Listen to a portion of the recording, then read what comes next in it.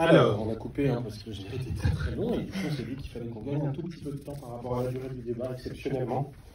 Merci encore à tous les deux. Peut-être qu'on peut commencer par raconter pourquoi tu as eu envie toi de faire ce film, Sylvie. Quel était le déclencheur du film? On voit qu'il y a quelque chose d'assez personnel. Enfin, je l'ai vu, qu'il y a une dédicace à ton père qui t'a fait découvrir cette ville, là. Oui, il y a certes cette découverte, ce voyage quand j'étais toute petite à Obodon, où mon père m'a emmenée, mais c'est au-delà de ça, évidemment. C'est le fait que ce conflit est quand même une part importante de notre histoire contemporaine pour beaucoup d'Iraniens, enfin tous les Iraniens, beaucoup, et dont je fais partie, et Jawad aussi. D'autant que j'avais l'âge de Omid quand la guerre a éclaté, donc c'est une bascule d'un coup du quotidien, l'adolescence, tout vole en éclat, il n'y a plus de vie normale, il n'y a plus de normalité. Donc c'est important d'en parler, mais au-delà de ça, c'était aussi évoquer une image, donner une image autre de la société iranienne de... s'éloigner les uns des autres. Oui, donc, montrer l'Iran dans sa complexité, avec la cohabitation, le côté multiconfessionnel. Obodon était une ville très cosmopolite à l'époque, ça ne l'est pas aujourd'hui, mais en tout cas en Iran, il y a beaucoup de choses qui coexistent et qui cohabitent, et c'est loin d'être l'image noir et blanc qu'on en a d'ici par les soins du régime islamique et cette espèce de société monolithique dont on imagine qu'est l'Iran. Et c'était une tentative de montrer plein d'autres aspects.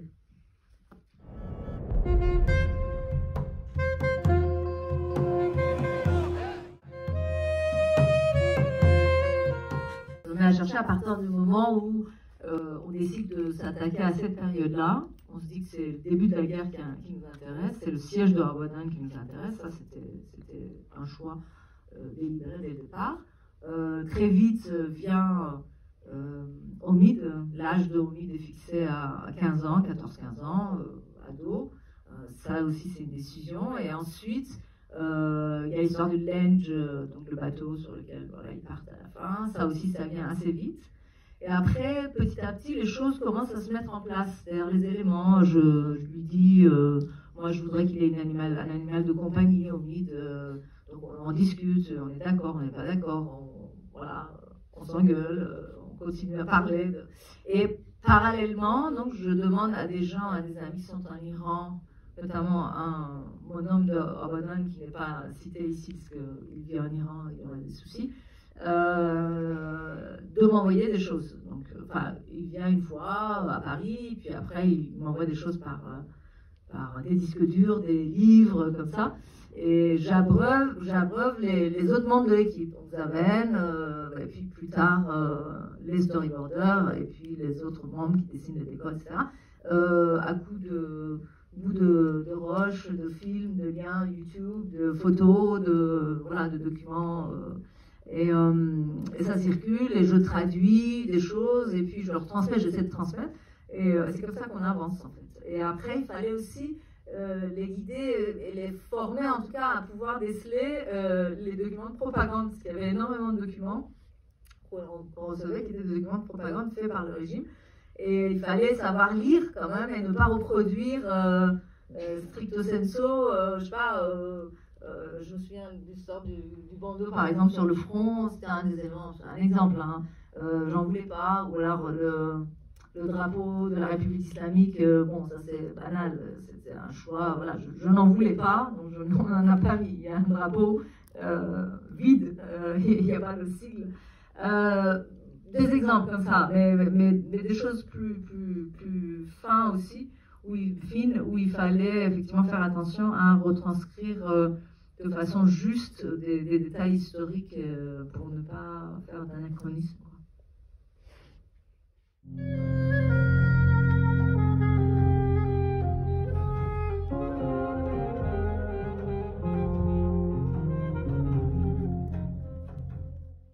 Alors il y a la musique du film est très riche, il y a riche par le choix, je veux dire, et par la complexité les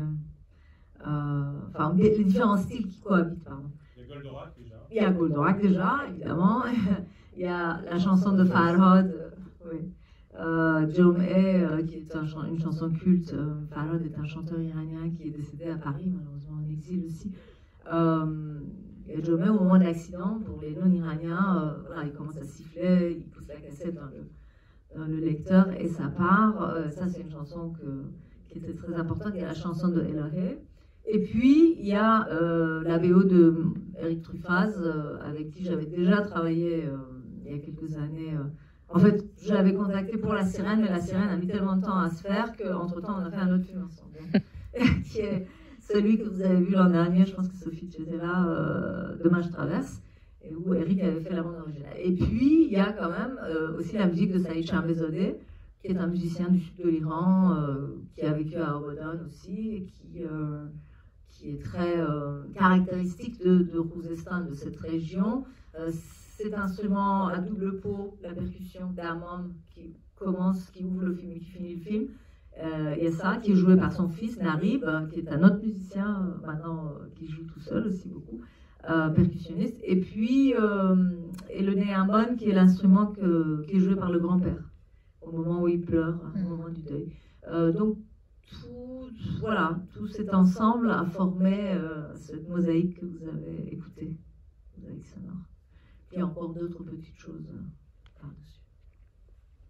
Oui, merci beaucoup pour le film, c'est vrai que c'était hyper intéressant. Moi, j'avais une question par rapport au choix au niveau de l'adolescence. Est-ce que vous êtes aussi documenté sur comment les ados perçoivent les guerres en règle générale? Là, on a quand même un adolescent qui a fait vachement de prise de recul, même un peu d'esprit critique. Le moment où il pourrait tuer les Irakiens, il ne le fait pas. Le moment avec le coq, on a quand même un adolescent qui est très empathique. Est-ce que c'était un choix de personnage pour véhiculer certaines valeurs de paix? Ou est-ce que vous pensez que c'est aussi comment la jeunesse, en règle générale, voit la guerre quand elle la vit? Est-ce qu'elle est plus optimiste, plus pacifique que les adultes? Alors, j'ai mes souvenirs, en fait, moi, de mes cousins qui sont partis, certains à la guerre, il y en a qui sont revenus, d'autres qui ne sont pas revenus. Notamment un cousin de 16 ans qui, par esprit de contradiction envers ses grandes sœurs qui étaient des marxistes, lui, il était plutôt de croyance religieuse, il est parti sans prévenir personne, et puis un mois ou 2 mois après, on a reçu, la famille a reçu une lettre qui disait qu'il était, c'était son testament, et puis la nouvelle de sa mort est arrivée. Comme ça, après, qu'est-ce qu'il a pensé, pourquoi, on sait à peu près, hein, on imagine pourquoi il s'est engagé, mais, et puis donc lui, il aurait eu mon âge aujourd'hui, donc ça remonte à il y a longtemps. Mais plus récemment, au moment où on écrivait le scénario, j'ai quand même beaucoup aussi discuté avec un monsieur qui vit en Allemagne aujourd'hui, qui s'était engagé à l'âge de 12 ans. Il avait fait la guerre, lui il est sain et sauf, il est journaliste maintenant, mais il a fait de 12 à 16 ans, je crois, il a fait la guerre. Les dernières années, la deuxième moitié de la guerre. Et donc je lui ai beaucoup posé la question, j'ai regardé ses photos, ses écrits de l'époque, je lui ai demandé comment ça se faisait qu'il avait décidé de s'engager. Volontaire, hein, c'était involontaire. Mais bon, lavage de cerveau, voilà, endoctrinement. Après, on avait, nous, décidé d'avoir un personnage, c'est de la fiction quand même, ce qu'on a fait, même si c'est basé sur l'histoire, d'avoir un personnage qui résiste différemment. Pas avec les armes, qui décide de ne pas tirer, qui décide de résister différemment, avec la musique, avec son esprit critique, comme vous dites.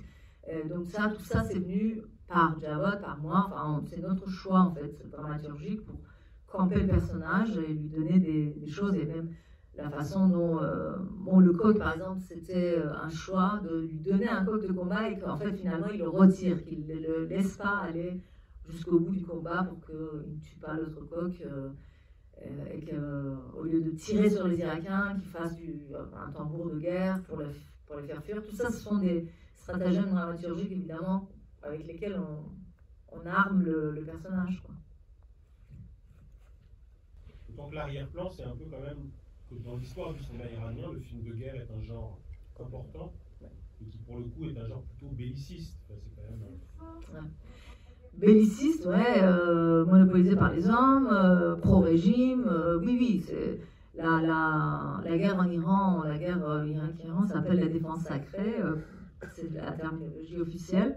Et effectivement, des gens comme moi, avec ce discours-là, en fait, jamais ils ont accès aux moyens qu'il faut pour faire un film sur cette guerre-là. Donc, c'était l'un des objectifs qu'on avait, effectivement, aussi de donner un récit pour casser le narratif officiel, bien entendu.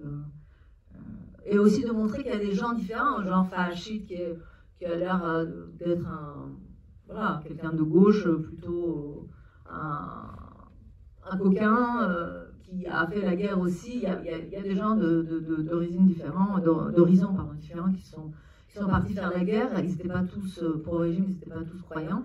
Mais en fait, au fur et à mesure des années, tous ces gens-là ont été effacés dans le récit officiel qu'en a fait le régime iranien.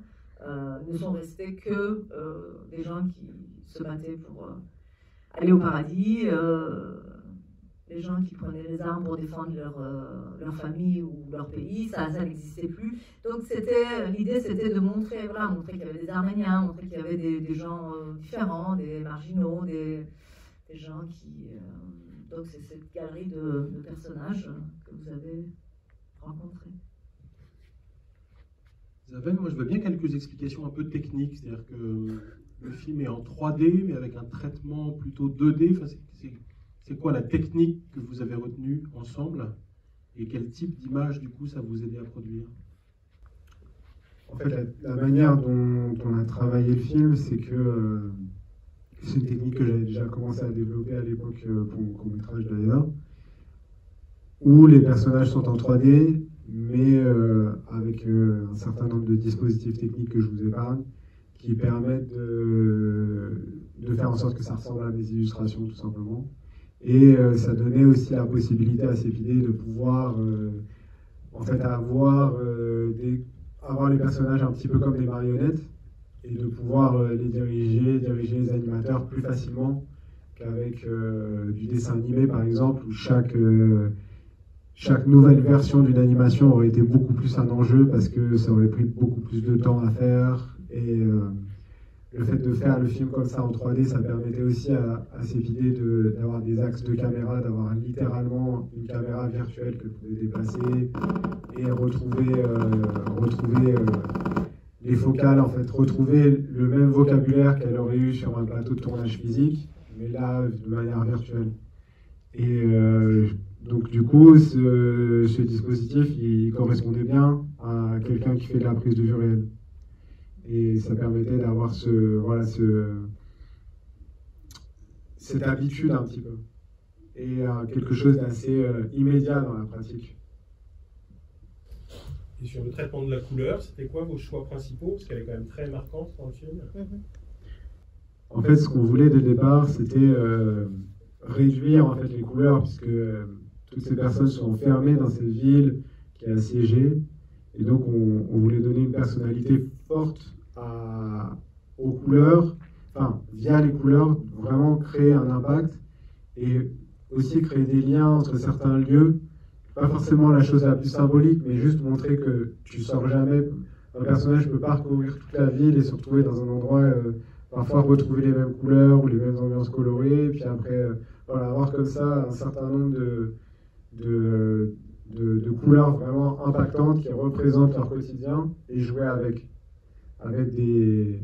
Parfois, on avait ce bleu un peu pétrole là, qui revient un peu tout du long du film, voilà, les doser différemment selon les endroits, mais se donner cette contrainte qu'on n'a pas tant de couleurs, comme eux, ils n'ont pas la possibilité de bouger partout.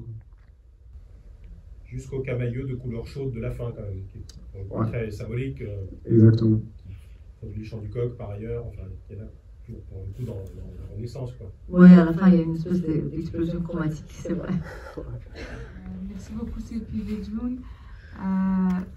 Voilà, je remercie encore une fois pour ce bon moment que vous nous avez offert. D'abord, j'ai une question technique par rapport à tant d'heures que ce film a pris pour être dessiné. Parce que je sais que c'est pas facile. Je me demande combien de mois ou d'années cela aurait pu prendre. Et ensuite, un des personnages qui m'a beaucoup marqué, c'était Eloré, cette femme chanteuse avec qui nous avons tous beaucoup de souvenirs, enfin les Iraniens ou les personnes au fond. Et à un moment donné, je me suis doutée, je me suis dit, est-ce que cette femme a vraiment vécu à Abadan? Voilà. Je vous laisse la parole. Alors, tu réponds sur le dessin? Ouais, ça marche. Alors pour la fabrication pure du film, ça nous a pris, on va dire, 2 ans, en gros quoi, pour faire le storyboard et faire en même temps les décors. Si on monte le storyboard, c'est encore 3. Hein. Ouais, peut-être. C'est la fab c'est 2 ans et puis le storyboard encore 1 an avant, mais c'est assez long. Ouais, c'est vrai. Ouais, 2 ans et demi, on va dire. Ouais.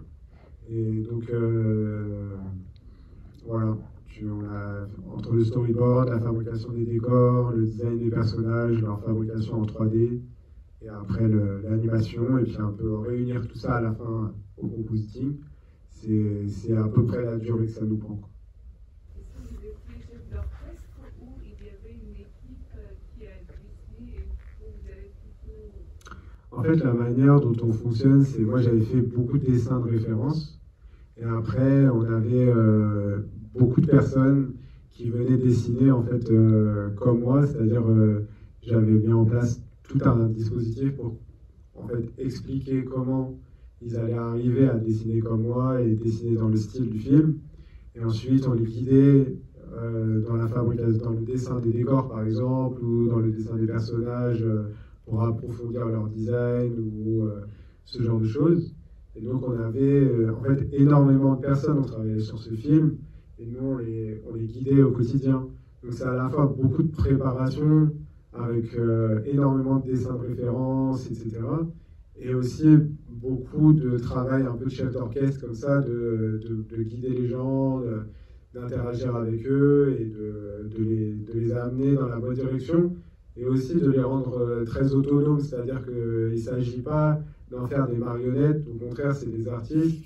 Et il faut qu'ils comprennent la boîte à outils qui a été créée et qu'ils soient suffisamment à l'aise pour pouvoir, eux, s'approprier, par exemple, chaque scène qu'ils vont illustrer ou chaque élément qu'ils vont illustrer. C'est eux qui vont sortir ça de leur sensibilité et de leur compréhension. Donc ça, c'était vraiment l'enjeu de ce travail de chef d'orchestre. C'est dit sur la chanteuse? Oui, je réponds. Et en fait, ça s'est fait en plus pendant le Covid, donc à distance. Ça veut dire qu'on avait, je crois, une centaine de personnes sur les 2 années ou 3 ans en tout, par moment à Paris, beaucoup de moments dans d'autres pays, et on communiquait via des logiciels. Et il y avait une phase de dessin et ensuite une phase de validation ou de correction. C'est-à-dire on faisait des va-et-vient, voilà, Zaven, moi, va-et-vient, je veux dire, numérique, virtuel. On ne pouvait même pas se voir. Il y a beaucoup de gens qui ont travaillé sur l'équipe, enfin dans l'équipe qu'on n'a jamais rencontré jusqu'à la fin en fait. C'est après qu'on a fait connaissance. Sur la chanteuse, moi j'ai ce souvenir en fait de toute petite d'une dame qui chantait dans le club de Shavkat Naft de la compagnie pétrolière, mais c'était Soussan, c'était pas Eloré. Donc ça m'était resté et je voulais avoir une chanteuse. Donc à un moment, pendant un certain temps, j'ai pensé mettre Soussan, qui est une autre chanteuse iranienne que voilà, tous les Iraniens connaissent. Et en fait, à un moment, je me suis dit, le style de Soussan ne correspond pas exactement à la silhouette que je voulais pour la chanteuse. L'idée étant que de toutes les manières, toutes les chanteuses iraniennes et toutes les femmes iraniennes se sont vues interdire le droit de chanter en public, ce qui est toujours vrai encore. Elles peuvent chanter en polyphonie éventuellement, mais jamais seules. Donc ça, c'était le but, de montrer ça. Et finalement, à un moment, j'ai décidé de la nommer Eloré, de prendre la chanson de Eloré, qui, d'après ma connaissance, n'a pas vécu à Abadan. C'est une chanteuse qui donc n'a pas pu chanter à partir de 1979, a quitté l'Iran, a fait des concerts à l'étranger pendant un certain nombre d'années, mais est rentrée en Iran quand même pour mourir, pour s'éteindre en Iran. Oui, moi j'ai beaucoup aimé ce film parce qu'effectivement c'est vraiment une ode à l'espoir, à la résistance. Vous en avez parlé juste avant le film en disant qu'aujourd'hui dans la société iranienne, la résistance a été encore agissante, même si effectivement on en entendait peut-être moins parler ici en Occident. Et là, dans ce film où la mort rôde en permanence, où on peut mourir parce qu'on a une malchance de se trouver au mauvais endroit au moment où il y a une bombe effectivement qui tombe, et où tout se détruit en un instant, et on a quand même un espoir sous la forme effectivement de ce jeune, à peine sorti de l'enfance, qui effectivement va essayer de sauver le maximum de gens, de rejoindre effectivement son père quelque part sur le bateau, enfin de le rejoindre de façon fantasmée, et à la fin effectivement ce bateau qui est une espèce d'arche de Noé, dans lequel effectivement bon, on va vers un futur qui est plus respirable et plus heureux. Et moi je trouve ça très très fort, parce que parler effectivement de la guerre, à la fois de son horreur et en même temps du fait qu'il existe aussi des poches d'espoir, des poches de résistance, c'est pas évident de le faire de façon effectivement renouvelée. Et moi, je trouvais que ce film, de ce point de vue-là, était fantastique. Enfin, il m'a beaucoup séduit. Voilà, merci. Merci beaucoup. Omid, le nom du personnage principal, veut dire espoir, d'ailleurs, en passant. Mais c'est un prénom courant. Peut-être parce qu'on aime garder l'espoir. Pas au féminin, d'ailleurs, c'est marrant. C'est un prénom masculin. Il n'y a pas l'équivalent, souvent, il y a les deux. Mais je pense que c'est important. C'est important dans la vie. C'est important dans la vie, ça a été important pendant la guerre pour les gens de croire, et c'est important pour nous de donner une tonalité plus complexe au film, que ce ne soit pas juste un drame, qu'il y ait de l'humour, qu'il y ait de l'espoir, qu'il y ait des moments très graves, mais des moments plus drôles aussi. Donc c'est cette combinaison qu'on a essayé de bâtir. Tu vas parler de la signification d'un des prénoms masculins, mais il y a un prénom féminin qui a du sens dans le film aussi. Bien sûr. Ali, le nom du personnage féminin, tout à fait, la gamine très, voilà, la belle jeune fille, veut dire la sirène, d'où le titre du film et la double signification du titre. Parce que le bateau, le Lenge, en fait, il est baptisé Pali Orbodan, en passant, donc sirène d'Orbodan. Une autre question? Ouais. Je suis à côté de vous, mais...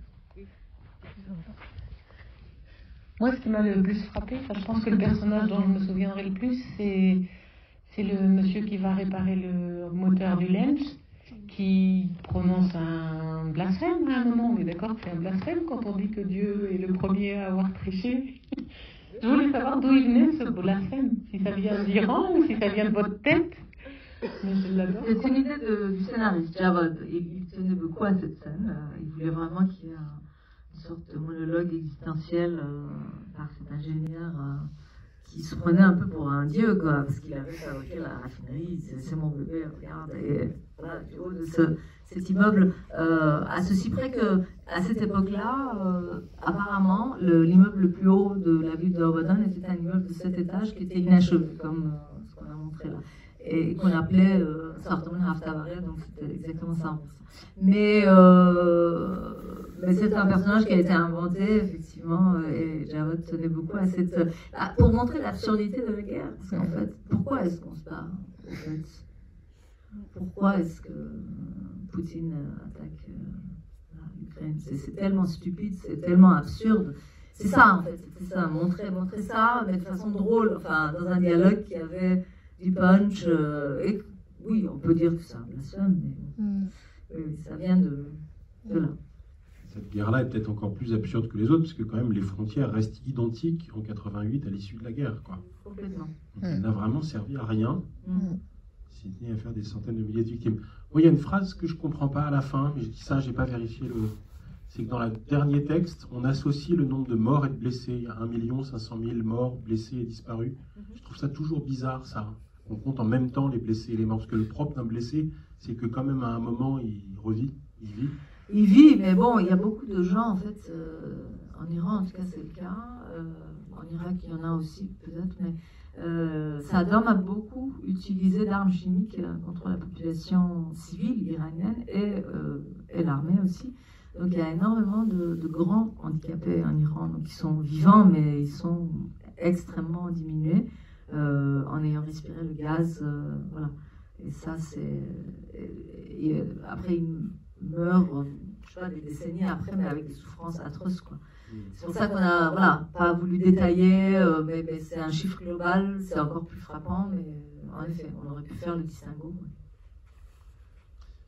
On a parlé de l'Arche de Noé, et quand même, donc c'est pas des variétés d'animaux qui sont sur le bateau, mais c'est quand même des gens représentatifs. Et en particulier, ce qui sauve d'une certaine façon le bateau, ce qui permet de l'identifier à des choses qui peut-être font hésiter à tirer ou pas, à voir en l'autre un ennemi. Il y a en particulier deux choses qui sont relevées par les Irakiens, c'est la présence de l'icône de la Vierge et la présence de l'autre icône, mais l'icône pop, enfin la chanteuse, quoi. Ouais. Et donc là sont réunis sur le bateau du coup deux icônes de l'art et de la religion. Et je voulais savoir pourquoi c'était important d'avoir ces deux champs-là représentés et qui puissent éventuellement contribuer à sauver cette partie de l'humanité. Alors, il y a au sud de l'Iran et en Irak aussi, évidemment, certaines des communautés les plus anciennes des chrétiens de l'Orient. J'ai voulu, et puis il y a évidemment la communauté arménienne aussi, qui est très aimée et respectée. C'est ce qu'on se disait tout à l'heure, que les Arméniens, Iraniens et les autres Iraniens, parce que les Arméniens d'Iran sont des Iraniens aussi, s'entendent très bien. Il y a une grande entente et beaucoup de respect. Et c'était montrer ça. Moi, j'ai grandi, j'ai fait mes premières classes dans une école où on était... chacun avait, je sais pas, avec des Arméniens, des Zoroastriens, les gamins chacun avait sa religion, on n'en parlait pas, c'était multiconfessionnel, c'était magnifique. Et pour moi, c'était normal jusqu'à 79, où on a commencé à savoir que ça c'était interdit, ça il fallait pas en parler. Bon. Donc c'était ça, et puis la musique,